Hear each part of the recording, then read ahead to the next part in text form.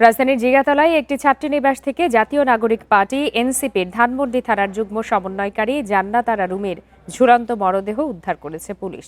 এ বিষয়ে আরো বিস্তারিত জানাতে এই মুহূর্তে রাজধানীর জিগাতলা থেকে আমাদের সাথে যোগ দিয়েছেন সহকর্মী রেজওয়ানুল হক।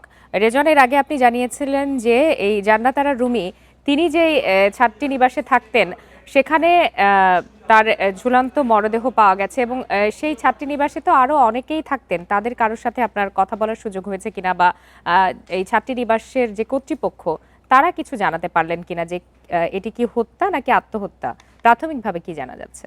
দেখুন, আমি যে জায়গাটিতে দাঁড়িয়ে আছি আমার ঠিক পেছনেই আপনি দেখতে পাবেন যে আকাশী রঙের এবং ধূসর হলুদ রঙের যে বিল্ডিংটি রয়েছে, অর্থাৎ ৫ তলাই ভবনের ৫ম তলাই শুধু জান্নাত ছাত্রীনিবাস।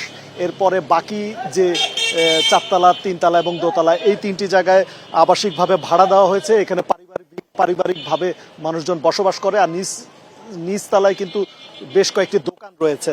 তো আমরা কিছুক্ষণ আগেও এই বাড়ির বাসিন্দাদের সাথে কথা বলেছি। তারা যে বিষয়টি আমাদেরকে বলেছেন যে যেহেতু এটি গভীর রাতের ঘটনা সেহেতু তারা নির্দিষ্ট করে কিছু বলতে পারছেন না। তবে এখানে যারা দায়িত্বরত রয়েছেন, অর্থাৎ ছাত্রীনিবাসের দায়িত্বে যিনি ছিলেন তার সাথে আমি কথা বলেছি। তিনি বলেছেন যে যেই টাইমে ঘটনাটি ঘটেছে সেই সময় তিনি ছিলেন না এবং তিনি পরবর্তীতে জানতে পারেন এবং সকালবেলা ঠিক ভোরের দিকে সর্বপ্রথম যিনি তত্ত্বাবধানকারী যিনি ছিলেন তিনি প্রথমে 999 কল দিয়ে বিষয়টি জানান আইন শৃঙ্খলা বাহিনীকে এবং সেখান থেকে পুলিশের তরফ থেকে এখানে এসে তাকে গলায় ওড়না পেঁচানো অবস্থায় ঝুলন্ত অবস্থায় তাকে দেখতে পায় জান্নাত আরা রুমিকে এবং সেখান থেকে তাকে নামিয়ে জরুরি ভিত্তিতে ঢাকা মেডিকেল নিয়ে গেলে কর্তব্যরত চিকিৎসক তাকে মৃত ঘোষণা করেন।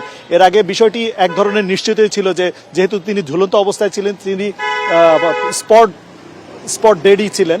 তবে তার মৃত্যুটি আসলে অপমৃত্যু কিনা কিংবা তিনি আত্মহত্যা করেছেন কিনা সেইটি নিয়ে একটি ধূম্রজাল সৃষ্টি হয়েছে। তবে পুলিশের প্রাথমিক তদন্তে অর্থাৎ যেসব আলামত এখান থেকে উদ্ধার করা হয়েছে সেটি দিয়ে পুলিশ প্রাথমিকভাবে বলছেন যে জান্নাত আরা রুমি আত্মহত্যা করে থাকতে পারেন। তবে এ বিষয়ে বিস্তারিত আসলে পুরোপুরি তদন্ত শেষে এবং ময়নাতদন্তের পর একটি সিদ্ধান্তে পৌঁছা যাবে যে সে আত্মহত্যা করেছে না এখানে অন্য কিছু কাজ করেছে।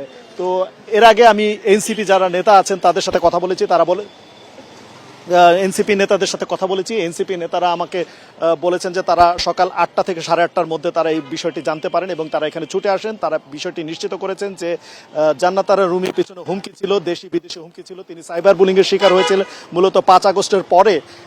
এই ধানমন্ডি থানার যুগ্ম সমন্বয়কারী হিসেবে তিনি কাজ করে যাচ্ছিলেন এবং তার উপর দেশি বিদেশি হুমকি রয়েছে, সাইবার বুলিংয়ের শিকার হয়েছে এবং এই বিষয়টিকে কেন্দ্র করে এনসিপি নেতারা কিন্তু এক ধরনের অভিযোগ করে যাচ্ছেন যে এই সাইবার বুলিংয়ের শিকার হয়ে সে আত্মহত্যা করে থাকতে পারেন কিংবা তাকে কেউ হত্যাও করে থাকতে পারে। তো সবশেষ আসলে বলা যায় যে তথ্য সংগ্রহ করতে থাকুন। ধন্যবাদ আপনাকে।